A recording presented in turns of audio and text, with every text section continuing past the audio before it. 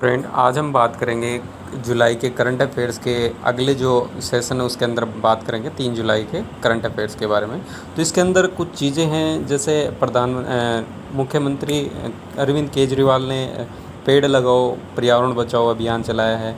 इसी प्रकार से फेसबुक ने जियो के अंदर इन्वेस्ट किया है। तो कई कंपनियों ने अलग अलग शेयर्स इसके अंदर खरीदे हैं। अब तो हम बात करते हैं पहले टॉपिक के ऊपर। तो नई दिल्ली में केक के कार्यालय में शहरी वन का उद्घाटन किया गया। तो पिछले कुछ वर्षों में राष्ट्रीय राजधानी में घटते वायु पर गुणवत्ता सूचकांक से बढ़ती चिंता के प्रति अपनी सामुदायिक जिम्मेदारियों को ध्यान में रखते हुए भारत के लिए नियंत्रक और महालेखा परीक्षक के कार्यालय पार्क में एक शहरी वन स्थापित किया जाएगा। शहरी पार्क का उद्घाटन 2 जुलाई 2020 को प्रकाश जावड़ेकर, जो पर्यावरण मंत्री और पर्यावरण वन और जलवायु मंत्री द्वारा किया जाएगा।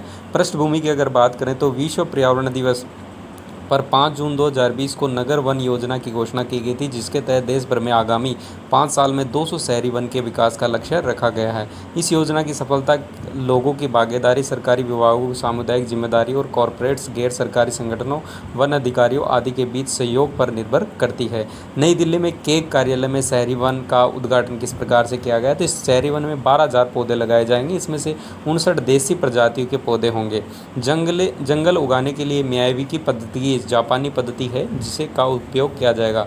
इस पद्धति के तहत शहरी वन 40% से अधिक नमी को बढ़ाने और आसपास के तापमान को 14 डिग्री सेल्सियस कम करने में सक्षम रहेगा। शहरी वन का आकार 1 एकड़ से थोड़ा कम है। न्यूनतम रखरखाव के साथ शहरी वन अक्टूबर 2021 तक सेल्फ सस्टेनेबल होगा, यानी खुद अपनी मतलब अच्छी तरीके से रिपेयरिंग वगैरह जो भी है, मरम्मत वगैरह जो भी, उसका पेड़ वगैरह लगाने, नए पेड़ लगाने, पुराने जो पेड़ हैं उनको काट देना। तो इस तरीके की जो रखरखाव की जो जिम्मेदारी है वो सारी शहरी वन अक्टूबर 2021 से चालू कर देगा, क्योंकि अभी तो क्या है, शहरी वन लगाया जा रहा है। अगले सेशन में हम बात करते हैं चीन के साथ व्यापार घाटे में महत्वपूर्ण गिरावट दर्ज की गई है। तो 15 अप्रैल तो हम बात करते हैं कि चीन के जो भी प्रोडक्ट है उनको बॉयकॉट किया गया है।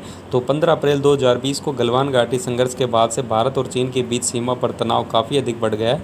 इसके बाद से चीनी माल और उत्पादों के बीच से बहिष्कार की मांग तेज हो गई है। हालांकि इससे पहले ही वित्तीय वर्ष 2019-20 के दौरान चीन के साथ भारत का व्यापार घाटा कम हुआ है। देश में चीनी वस्तुओं और उत्पादों के बहिष्कार के आह्वान के साथ व्यापार घाटा चालू वित्त वर्ष में एक बड़ी गिरावट की संभावना है। वित्त वर्ष 2019-20 में भारत चीन व्यापार।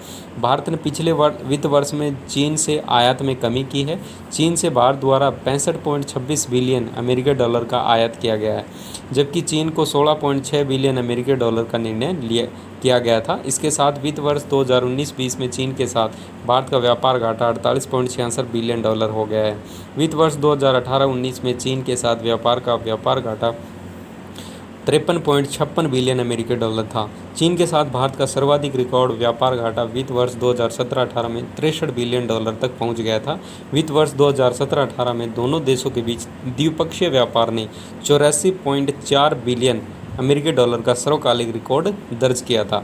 वित्त वर्ष 2019-20 में चीन से भारत में एफडीआई में बड़ी गिरावट आई। एफडीआई क्या होता है? फिक्स्ड डिपॉजिट जो इन्वेस्टमेंट होता है, यानी फॉरेन डिपॉजिट इन्वेस्टमेंट जो होता है उसमें बहुत गिरावट आई है। तो वित्त वर्ष 2019-20 में बहुत बड़ी गिरावट आई है, 229 मिलियन डॉलर पर ये पहुंच गया है। आगे हम बात करते हैं लॉकडाउन के दौरान जल जीवन मिशन के तहत 19 लाख घरों को पेयजल नल कलेक्शन प्रदान किए जाएंगे। तो वित्त वर्ष 2020-21 की पहली तिमाही के दौरान देश भर में ग्रामीण इलाकों में 19 लाख परिवारों को लॉकडाउन के दौरान पेयजल नल कलेक्शन प्रदान किया जाएगा। जल जीवन मिशन की निरंतर प्रगति और कार्यान्वयन के लिए वित्तीय वर्ष 2020-21 के लिए योजना के तहत केंद्र सरकार द्वारा 8,050 करोड़ रुपये आवंटित किए गए थे। जल जीवन मिशन के तहत केंद्र सरकार ने 2024 तक पानी के कार्यात्मक घरेलू नल कनेक्शन की सुविधा के साथ देश के प्रत्येक ग्रामीण घर को प्रदान करने का लक्ष्य रखा है। जल जीवन मिशन भारत के प्रधानमंत्री नरेंद्र मोदी द्वारा शुरू किया गया था। प्रधानमंत्री द्वारा निर्धारित लक्ष्य के बाद सितंबर 2019 से मार्च 2020 तक अगले 7 महीने की अवधि में देश में 84 लाख घरों में नल का कनेक्शन दिया गया है। अनुमानित व्यय की अगर मैं बात करूं तो 2024 तक देश में हर ग्रामीण परिवार को एफएसटीसी जो ये हमारी योजना है प्रदान करने के लक्ष्य को प्राप्त करने के लिए 3.5 लाख करोड़ रुपए खर्च करने किए जाएंगे। ये प्रधानमंत्री द्वारा सितंबर 2019 में घोषित किया गया था। तो इस तरीके से जल जीवन नल कलेक्शन जो दिया गया है ग्रामीण क्षेत्रों को, तो इसमें 3.5 करोड़ जो व्यय है सरकार का होगा और इसके अंदर जो 19 लाख परिवार हैं उनको नल कनेक्शन दिया जाएगा और इसके तहत 8,050 करोड़ रुपए केंद्र सरकार के द्वारा आवंटित किए गए हैं और ये इसी के साथ में जो टोटल अगर हम बात करें तो टोटल 3.5 लाख करोड़ रुपए खर्च होंगे। आगे हम बात करते हैं ड्रग डिस्कवरी हैकथॉन 2020 लॉन्च किया गया है। तो ये ड्रग डिस्कवरी क्या है? तो दवाओं की खोज प्रक्रिया का समर्थन करने के लिए, यानी दवाओं की नई दवा का खोज करने के लिए ये मिशन लॉन्च किया गया है। तो दवाओं की खोज प्रक्रिया का समर्थन करने के लिए एक राष्ट्रीय पहल ड्रग डिस्कवरी हैकथॉन 2020 लॉन्च की गई है। इस पहल को स्वास्थ्य एवं पर्यावरण कल्याण मंत्रालय मंत्री डॉक्टर हर्षवर्धन तथा रमेश पोखरियाल संघ मानव संसाधन विकास मंत्री द्वारा शुरू किया गया है। हैकथॉन का उद्देश्य क्या है? इस हैकथॉन का उद्देश्य कंप्यूटेशनल वीडियो के माध्यम से कोविड-19 वायरस के लिए दवा उम्मीदवारों की पहचान करना है। हैकथॉन के बारे में अगर हम बात करें तो कोई भी पेशेवर शोधकर्ता, संकाय और छात्र दुनिया भर में इसमें भाग ले सकते हैं। हैकथॉन के दौरान प्राथमिक ध्यान दवाओं की खोज के कंप्यूटेशनल पहलुओं पर ध्यान केंद्रित करना होगा। यह 3 ट्रैक पर किया जाएगा। पहला ट्रैक है मौजूदा डेटाबेस से ड्रग डिजाइन के लिए कंप्यूटेशनल मॉडलिंग की पहचान करना। पहचाने गए मॉडलिंग को प्रतिरोध प्रदान करना चाहिए या कोविड-19 वायरस को रोकना चाहिए। ट्रैक सेकंड की अगर बात करें तो डेटा एनालिटिक्स का उपयोग करके नए टूल और एल्गोरिथम विकसित किए जाएंगे। मशीन लर्निंग या आर्टिफिशियल इंटेलिजेंट एल्गोरिथम का उपयोग करके एक दवा की तरह यौगिक की भविष्यवाणी की जाएगी जिसमें कम विषाक्तता और उच्च चयनात्मकता और विशिष्टता होगी। ट्रैक थर्ड की अब बात करें तो महत्वाकांक्षी और खोजपूर्ण दृष्टिकोण। हैकथॉन एक नए मॉडल की स्थापना करके भारत में दवा की खोज प्रक्रिया को तेज़ करने में मदद करेगा। हैकथॉन के 3 चरण होंगे, प्रत्येक चरण 3 महीने का होगा।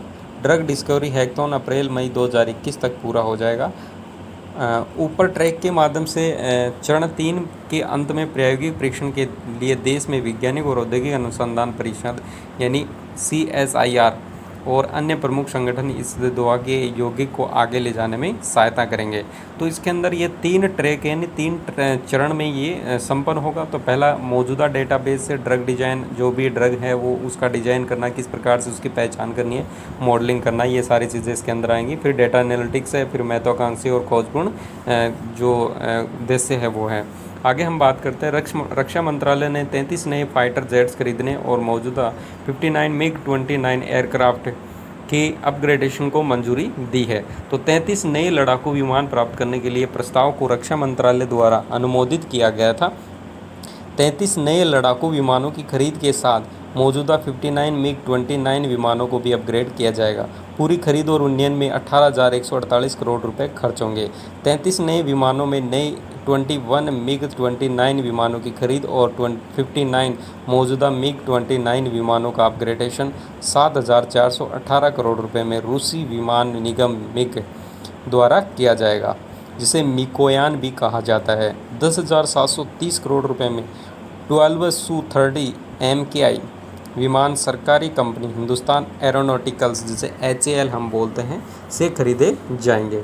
2017 राफेल सौदे के बाद से यह 33 लड़ाकू विमानों को पहली बार वायुसेना के लिए खरीदा जाएगा। भारत ने लगभग 58,000 करोड़ रुपए की लागत से फ्रांसीसी कंपनी डसॉल्ट एविएशन से कुल 36 राफेल लड़ाकू जेट खरीदे हैं। MiG-29 fighter jets. भारतीय वायुसेना के पास पहले से ही सेवा में MiG-29 लड़ाकू विमानों के 3 स्क्वाड्रन हैं। रूसी कंपनी मिकोयान MiG-9 विमान की निर्माता कंपनी है। नए खरीदे गए लड़ाकू जेट के सभी उपकरण और राडार नवीनतम मानकों के अनुसार होंगे। Su-30 MKI क्या है? तो रूसी कंपनी सुखोई द्वारा डिजाइन किए गए Sukhoi Su-30 MKI Hindustan aeronauticals limited द्वारा भारत में भारतीय वायुसेना के लिए निर्मित किए जाते हैं। वर्तमान में भारतीय वायुसेना के पास सेवा में कुल 260 Su-30 MKI लड़ाकू विमान हैं। 12 Su-30 MKI लड़ाकू विमानों को HAL के नासिक महाराष्ट्र सुविधा में निर्मित किया जाएगा। मेक इन इंडिया को बढ़ावा। HAL द्वारा निर्मित किए जाने वाले 12 Su-30 MKI फाइटर जेट के अलावा बेंगलुरु स्थित इस सरकारी कंपनी को इस वर्ष 83 Tejas light combat aircraft MKA first A के आदेश के लिए सबसे बड़ी मेक इन इंडिया मिलने की संभावना है। ऑर्डर लगभग 38,000 करोड़ रुपए का आका गया है। तो ये सारी चीज़ें जो HAL को बढ़ावा दिया जाएगा आत्मनिर्भर भारत बनाने के लिए, तो सभी जो फाइटर प्लेन है वो इसके अंदर बनेंगे। आगे हम बात करते हैं कि नई दिल्ली में 10 जुलाई से शुरू होगा पौधे लगाओ पर्यावरण बचाओ अभियान। तो मुख्यमंत्री अरविंद केजरीवाल ने दिल्ली में प्रदूषण को देखते हुए 10 जुलाई 2020 से 26 जुलाई 2020 तक ये अभियान चालू किया। तो अभियान का उद्देश्य क्या रहेगा?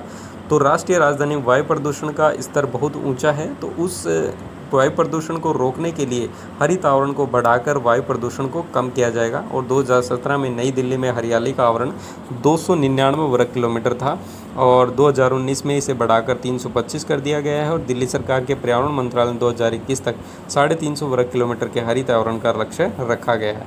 अभियान के बारे में अगर हम बात करें तो इस अभियान में 17 दिनों में 31 लाख पौधे लगाए जाएंगे।